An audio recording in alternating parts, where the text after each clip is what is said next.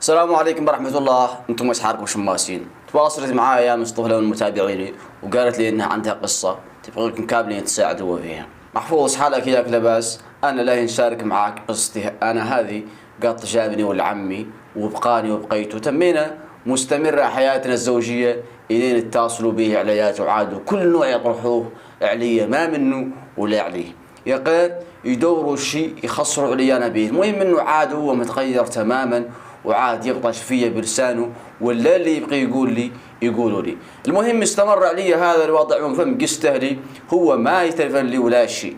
إذا جيت لاهلي تلفن لي ليلة استغربت، قال لي فلانة أنا متلفن لك لا إني لا نعلمك إني مضاير عليك وجايب عليك أذلت عليات. مستني دوسة وعقبت فقت وقبت ومضى فترة ما خلاني، وعقب بعد خلاني يقير ذوك العليات ما اتصلوا معايا، تموا لا كل شيء يردوه عني، حق اللي رفع السمع عن التراب ما منه ولا عليه.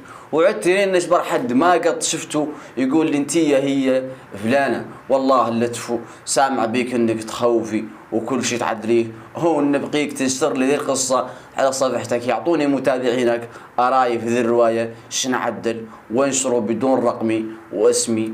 لا رد انت وتوفي طالبته منك موريتاني فيها نوع من الخزي ويخلع والظلم، وانا يعلم الله الا مظلومه والعلم بشما وحق وصح كافر وكذا وكذا. طبعا قلت لها تمشي لي قصتها وفوكالات به اللي كتابتها فيها شيء منها ما وضح لي حتى، ومشات لي قصتها وفوكالات واللي منها ما وضح لكم لين اوضح لكم انا.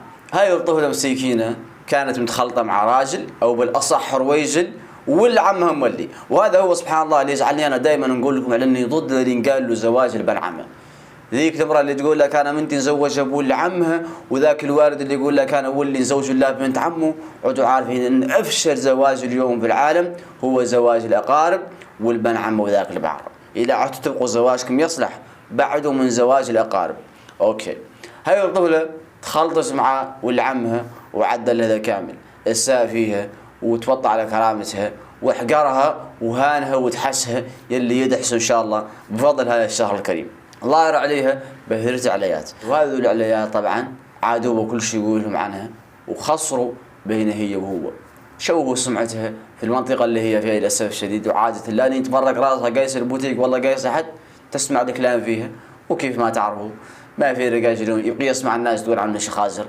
وعليه هاي الطفله قادركم تساعدوها. انا قلت لها يا اختي الكريمه عودي عارفه فعلا لا سلامه من الناس ولا نجاة من الموت. هذه بعد قاع مسألة حد يديرها براسه، الناس ما منها سلاكه اللي والنبي عليه الصلاة والسلام ما سلك، لا ينسلكون احنا للبشر، حد اعطى الراس العافية والله ما يسلك، بس قال حد يتخلط معاهم ويتزوج وذاك النوع. اذا يا الله تتبرد على راسها، وكلام الناس ما هو مهم ولا يأثر فيه ونزرقوا عن اللورة. ولو كان كلام الناس يأثر في الرجاج ما نعود انا قاعد قدام الكاميرا اليوم ل5 سنوات انا نعيب في السوشيال ميديا، في اليوتيوب، في التيك توك، في الفيسبوك، وفي واتساب، في كل مكان. يا غير ما هو مهم، ناس كامله تقول لي وري خشت محفوظ الفضايح، يا غير ثر مهم. كلام الناس ما هو مهم يا اخوان، الناس ما تبغي يكون تشوفك متحطم، الناس ما تبغي تشوفك ناجح، الناس يبغوا دائما يشوفوك فاشل. اعداء النجاح ياسرين انين يشوفوا امراه خيمتها ناجحه يقعدوا من تحت يخسروها، انين يشوفوها سعيده يقعدوا من تحت لياك يخسروا ذاك، انين يشوفوك انت ناجح في السوشيال ميديا يقعدوا يعيبوك ويشوهوا سمعتك، لين يشوفوك انت تاجر تبارك الله ما شاء الله تجارتك ناجحه يقوموا من تحتك، لين يشوفوك انت رجل اعمال والله اعطاك الفضه يقوموا من تحتك يقولوا هاي الفضه مصدرها شنو كذا. يعني ما يبقوا يشوفوا حد ناجح، اعداء النجاح ياسرين. وعليه لا يورطكم كلام الناس، لا يورطكم كلام الناس، لا يورطكم كلام الناس. كلام الناس ما هو مهم ولا يقعوا حد بعين الاعتبار ولا يرفضوا عن بله ولا يأثر فيه. التعليقات السلبية اللي هو كلام الناس اللي ما هو مهم نزرقوا عني مرة ظهري، والتعليقات الإيجابية اللي هي الناس اللي كلامها مهم نقبله ونقوي به راسي وعلى الدنيا السلام. لا يورطكم كلام الناس، الناس كلامها ما هو مهم والناس ما تقول أصلا. وعليه رأيي ناصحك يا أختي الكريمة إنك لا تتأثري أبدا من هذه اللحظة بأي كلمة خاسرة تنقال عنك. وعاقب ذاك اللي يقول المثل اللي ما سرق ما تخلعوا القصاصة، واللي ما كال شيء ما واحد له شيء. انت اذا قعدت الناس وقالت عنك اللي ما هو فيك هذا قاعد ترى مهم.